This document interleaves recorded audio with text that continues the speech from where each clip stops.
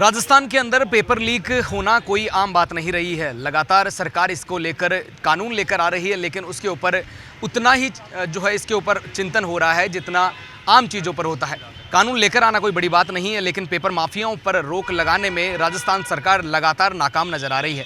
और इसी विषय को लेकर हमारे साथ इस वक्त बेरोजगार संघ से भरत बेनीवाल बात करने के लिए साथ है।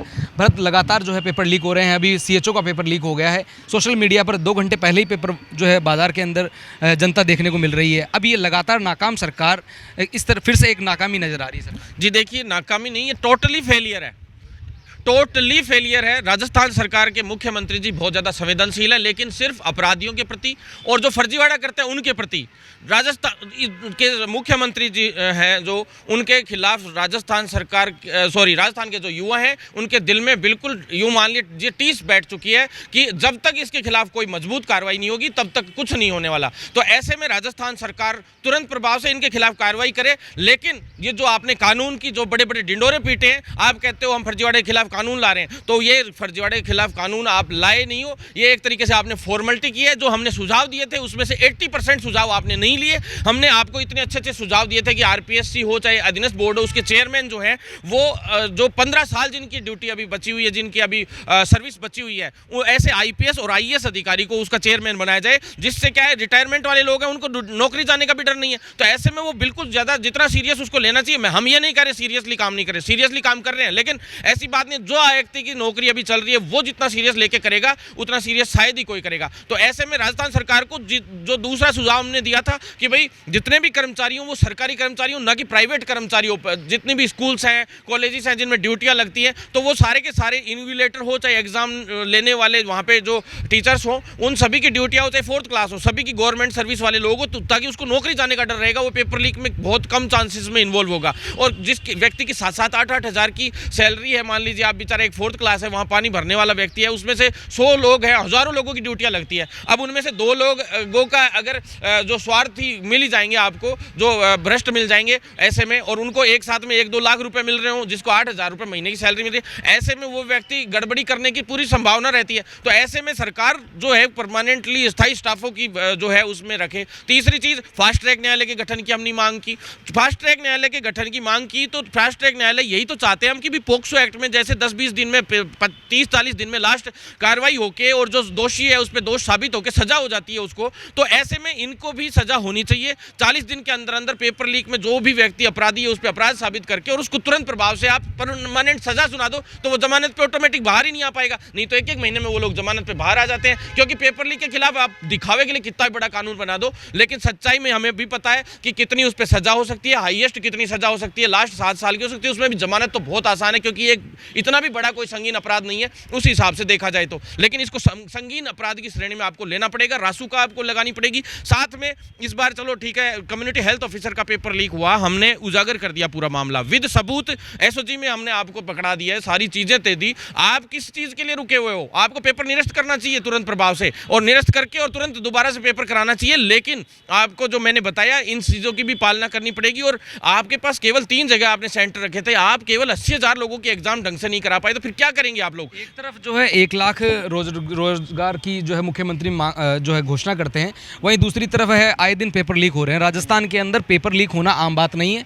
आए दिन राजस्थान के अंदर नया रिकॉर्ड छू रहा है पेपर लीक होने के अंदर, ना कि कोई अच्छाई के अंदर, बल्कि पेपर लीक होने के मामले के अंदर हर बार जो है अब 17-18वां पेपर ये जो लीक हो गया है। जी बिल्कुल, 18वां पेपर लीक हुआ है। और 1 लाख क्यों, 5 लाख रोजगार दो ना, किसने मना किया है? लेकिन उसको फेयर तरीके से करवाइए तो सही। आप फेयरनेस कहाँ बची? आप बताइए, कहीं भी फेयरनेस नहीं। आप तो खुला फर्जीवाड़ा कर रहे हैं। चिकित्सा विभाग की सारी भर्ती आपने मेरिट आधार पे कर दी, यानी जो बैकडोर एंट्रीज करो, 6-7 हज़ार वाली नौकरियों में पहले तो आप फर्जी डिग्रियां ला के उधर से घुस जाओ मेरिट बना के, फिर उनको परमानेंट कर दोगे। 3 साल के बोनस अंक दे दिए 10, 20, 30, और उनको फिर परमानेंट कर दो। आपने तो ढर्रा चला दिया फर्जीवाड़े का। आपने तो पूरी परंपरा चला रखी है, ओपनली परंपरा, नियम बदल कर फर्जीवाड़ा कर रहे हैं आपके अधिकारी और आप लोग। तो फिर आप लोग क्या पेपर लीक में इन्वॉल्व नहीं होगे? बैकडोर से जब ऐसे एंट्रियां करवा रहे हो तो बैक से क्या पेपर लीक नहीं करती होगी सरकार के जो लोग बैठे हैं? तो इसमें बड़ी मछलियां हैं, इसके अंदर बड़े राजनेताओं का हाथ है, इसमें बड़ी ब्यूरोक्रेसी का भी हाथ मिलेगा। अगर इस चैन को पूरी को अगर आप हर बार जब जारोली को पकड़ा था, जारोली ने क्या साफ कहा था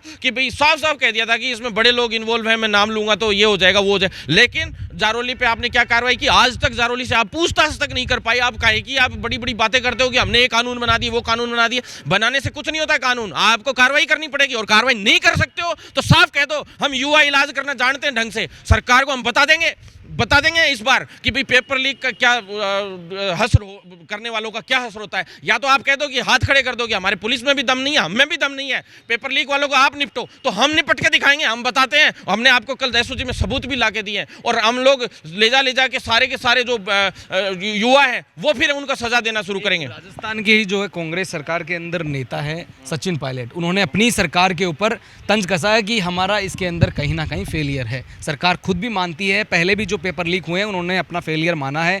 क्या एक बार फिर से ये बात मानकर कि हाँ हम इसमें फेल हुए हैं पूरी तरीके से, तो राजस्थान सरकार अपने आप को किस तरह से लोगों के सामने लेकर आएगी? वहीं दूसरी तरफ सरकार रिपीट करने के दावे कर रही है कांग्रेस सरकार कि हम राजस्थान के अंदर सरकार रिपीट करेंगे। अगर ऐसे ही पेपर लीक होते रहे तो किस तरह से सरकार रिपीट होगी? जी सर, सरकार के रिपीट वर्ड आपने लिया, रिपीट में री हटा दो, पीट वर्ड आता है, तो पिटाई होएगी गांव में अगर वोट मांगने आ गए तो। और माहौल इस तरह का चल रहा है, क्योंकि इनके प्रत्याशी जब वोट मांगने आएंगे ना अभी, तो युवा बताएगा इस बार कि रिपीट होगी कि पीट होगी, पिटाई होगी या रिपीट होगी। तो साफ सीधी बात यह है, सरकार इसको ये कह रहे हैं, सचिन पायलट साहब आरोप लगा रहे हैं। सचिन पायलट जी को भी मैं एक बात कहना चाहता हूं, आप भी इस्तीफा दे दो ना, युवाओं के साथ आप आके खड़े होइए, हम आपके साथ हैं, और आपके साथ हम सारे युवा खड़े होकर और सरकार के खिलाफ आप मोर्चा खोलिए, हम आपके हर तरीके से साथ हैं। दूसरी बात, सचिन पायलट साहब एक युवा हैं, वो भी मांग कर रहे काफ़ी समय से, और उनकी मांगें पूरी नहीं हो पा रही हैं, तो हमारी युवाओं की तो कहाँ सुनवाई करेंगे ये लोग? हम लोग बहुत ज़्यादा इस चीज़ से फ्रस्ट्रेट हो चुके हैं। 4 साल से 4.5 साल से आपने होटलों में रहने के अलावा काम क्या किया? कोविड में आप लोग यार एक राज हासिल करने के लिए, कुर्सी के लिए आप लोग कोविड में जब जनता मर रही थी तब आप होटलों में जाके पड़ गए सारे के सारे। मतलब बहुत बड़ा दुर्भाग्य है ऐसा।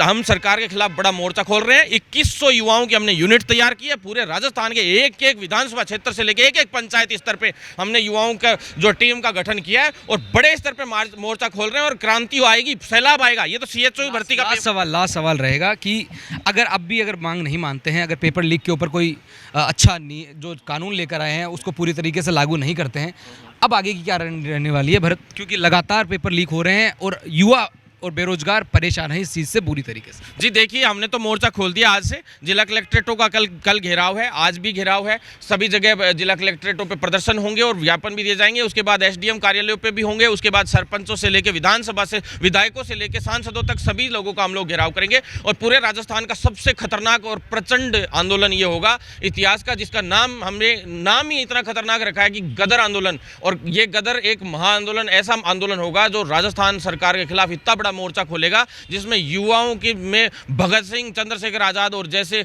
युवाओं का सैलाब होगा, और बड़े स्तर पे इस आंदोलन को किया जाएगा। युवा जाग चुका है, बिल्कुल आपसे पीछे हटने वाला नहीं है। बहुत सह लिया, अब बिल्कुल नहीं सहेंगे। राजस्थान सरकार तैयार हो जाओ युवाओं का विरोध झेलने के लिए, युवाओं की क्रांति को झेलने के लिए।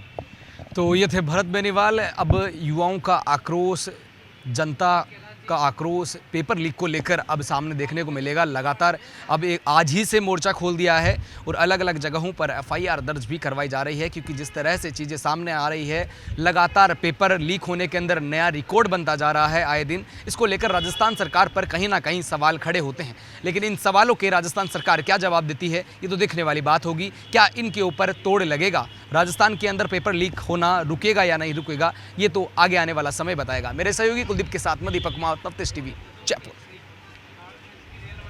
देश और दुनिया की हर बड़ी खबर के लिए सब्सक्राइब करें नवतेज टीवी, और पल पल के अपडेट्स के लिए बेल आइकन को दबाना ना भूलें, क्योंकि आपकी खबरों का भरोसेमंद साथी है नवतेज टीवी।